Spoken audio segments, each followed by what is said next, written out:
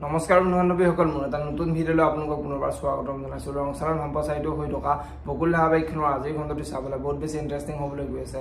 যদিহে আপোনালোকে বকুল ধাৰাবাহিকখন চাই ভাল পায় তেনেহ'লে ভিডিঅ'টোত এটা লাইক কৰি আমাৰ চেনেলটো ছাবস্ক্ৰাইব কৰি ল'ব, এনেকুৱা ধৰণৰ আপডেট মোক পাই থাকিবলৈ।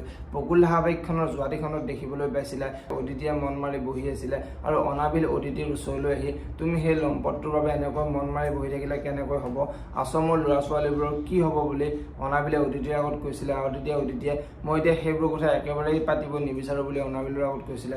আৰু তেতিয়া অনাবিলে, মই তোমাক আগতেই কৈছিলোঁ আদিয়ে তোমাক কেতিয়াও সঁচাই ভাল পাবই নোৱাৰে, তোমাৰ লগত সি অভিনয় কৰি আছিলে কিন্তু তুমি মোৰ কথা নুশুনিলা বুলি অদিতিৰ আগত কৈছিলে।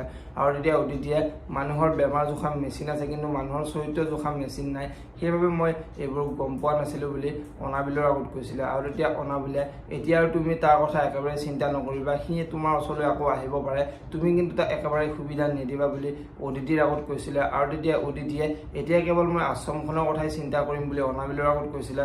আৰু তেতিয়া অনাবিলে, এতিয়া মোৰ এটাই উদ্দেশ্য, তোমাৰ আশ্ৰমখন সুৰক্ষা কৰি ৰাখা আৰু তাৰ বিনিময়ত মোক একো নালাগে বুলি অদিতিৰ আগত কোৱা দেখিবলৈ পাইছিলে। আৰু আজিৰ খনতে দেখিবলৈ পাব অদিতি ঘৰলৈ আহি অনাবিলৰ কথা চিন্তা কৰি থাকিব। আৰু অদিতিয়ে, মই মিছাকৈ অনাবিল ছাৰক ভুল বুজি আছিলোঁ, অনাবিল ছাৰ সঁচাকৈ বহুত ভাল বুলি অদিতিয়ে চিন্তা কৰি থাকিব। আৰু সেই সময়তে পেহীয়েক আহিব আৰু পেহীয়েকে, তই কি চিন্তা কৰি আছ বুলি অদিতিক সুধিব। আৰু তেতিয়া অদিতিয়ে, মই অনাবিল ছাৰৰ কথাই চিন্তা কৰি আছোঁ, অনাবিল ছাৰ সঁচাকৈ বহুত ভাল বুলি পেহীয়েকৰ আগত ক'ব।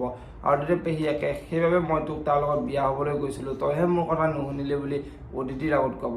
এতিয়া বাৰু অদিতিয়ে পেহীয়েকক কি ক'ব দেখিবলৈ পাব বকুল ধাৰাবাহিকখনৰ আজিৰ খণ্ডটিত। আজিৰ খণ্ডটিত বিকি ঘৰলৈ গৈ যি দেখিছোঁ গাৰ্গীয়ে আদিক হাতলৈ আনিব নোৱাৰিব, ই এতিয়াও অদিতিক পাহৰিবই পৰা নাই। এতিয়া আকৌ যি দেখিছোঁ মই নতুনকৈ প্লেনিং এটা কৰিব লাগিব বুলি বিকিয়ে চিন্তা কৰিব। এতিয়া বাৰু বিকিয়ে নতুনকৈ কি প্লেনিং কৰিব দেখিবলৈ পাব বকুল ধাৰাবাহিকখনৰ আজিৰ খণ্ডটিত। যদিহে আপোনালোকে বকুল ধাৰাবাহিকখন চাই ভাল পায় তেনেহ'লে ভিডিঅ'টোত এটা লাইক কৰি আমাৰ চেনেলটো ছাবস্ক্ৰাইব কৰি ল'ব, এনেকুৱা ধৰণৰ আপডেট মোক পাই থাকিবলৈ। ধন্যবাদ।